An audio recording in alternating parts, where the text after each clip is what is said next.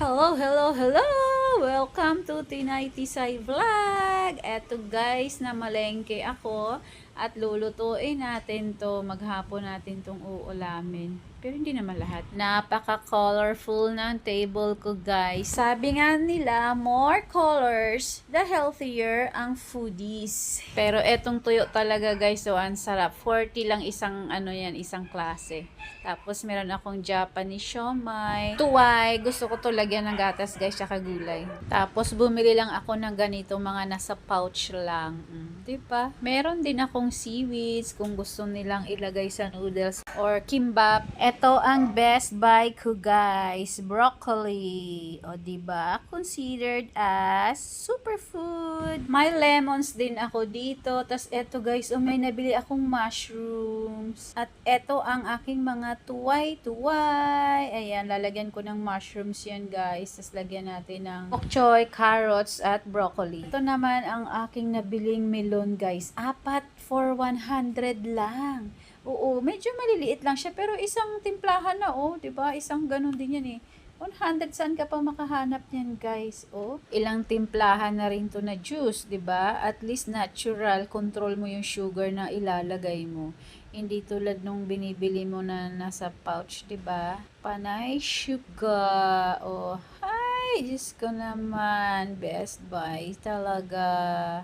Tara, timplahin natin tong isa. Pang lunch natin.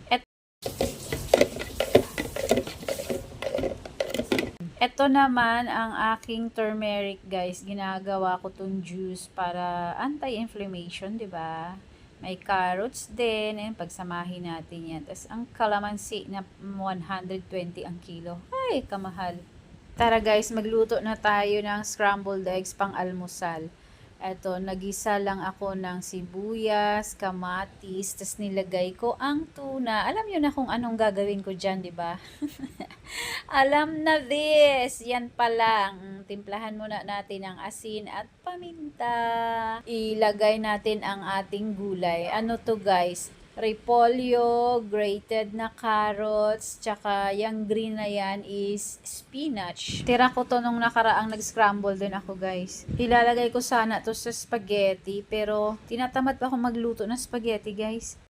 Ilalagay ko na ang aking 5 beaten eggs. Ayusin lang natin para well distributed ang ating veggies. Para lalong sumarap, lalagyan natin ng cheese. Say cheese! Iilalim natin ang cheese para hindi masunog pagbaliktad natin mamaya. Lahat dapat merong cheese para lang mag-aagawan. Ayan na siya guys. Ready to flip na yan. Hindi ko napakita sa inyo flip. Mahirap. Konting-konting oil lang ang nilagay ko dito guys. Kaya sigurado ako hindi to siya buo. So, mapapahiya lang ako sa inyo guys. Ayan na siya. Ayan. Kinat ko siya bago ko ibaliktad. Tingnan nyo guys. Napakasarap. Ready na ang almusal. Kainan na. May noodles pa guys. Muusok pa yarn. Nasaan ka pa? Diba? Complete meal yan guys. Nandyan na lahat ng kailangan ng ating katawan. May sobra pa. Preservatives. Pagkatapos mag-almusal, ay ano pa bang gagawin natin? Di magluluto na naman ng pangtanghalian. Ito na ang aking tuway. Ayan ang aking mga kailangang isahog. May panggisa, tas etong may bok choy ako, tsaka yung aking leeks, tsaka mushrooms. First time ko tong gagawin guys, pero sa tingin ko masarap naman to. Ayan, gisa-gisa first, bawang, sibuyas, luya, tas lalagyan natin ng tubig. Sasabawan natin ang ating tuway guys. Yummy na sabaw, creamy na sabaw. Ayan, ilagay na natin ang ating tuway. Binrush ko pa yan guys, sas kinudgod ko pa ng para hindi madumi yung kanyang sabaw, masarap higupin. Tapos timplahan natin ng asin at of course paminta, ang ating mga pampalasa. para siguradong masarap, guys. Tapos ilagay natin ang ating bok choy. Haluin natin dahil para maluto siya ng konti bago natin ilagay ang ating mushrooms. Tapos ang ating carrots. Nilagyan ko rin ng carrots. Tapos nilagyan ko rin ng broccoli, guys. At diba, maglalagay ka na rin lang ng gulay at meron ka naman, edi ilagay mo na ang lahat and everything in there. Oh, wala namang bawal yan, wala namang contraindication siguro yung mga gulay na yan dyan sa tuway natin no? Yay! O diba, clam chowder na labas niyan, guys. O di naman kaya elbow macaroni na lang, sopas na. First time ko yung ginawa, nai-imagine ko, alam ko masarap siya, guys. Kaya masarap nga talaga siya. Yes. Tama ang aking hinala. Yes, guys.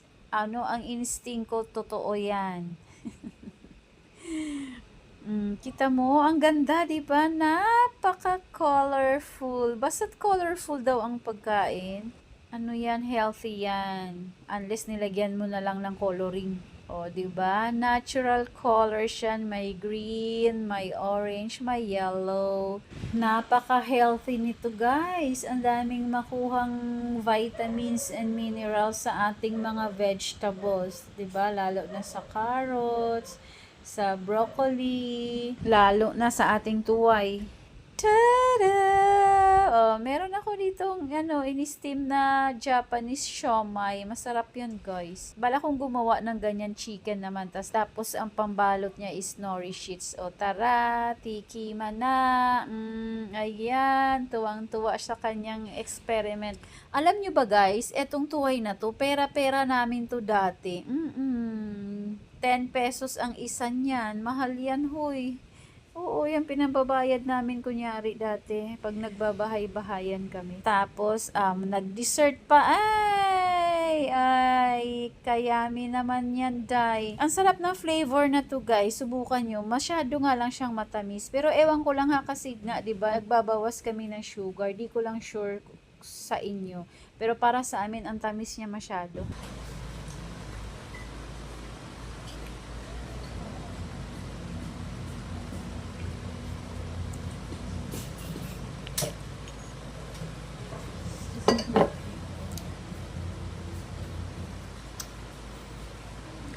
Lagi na lang tayo nitong kumakain, guys. Pagkain na lang talaga nagpapasaya. Pero hanggat kaya pa nating umuya at lumunok, kain lang. Narinig ko yung kling, kling, kling, ganon. Binatog.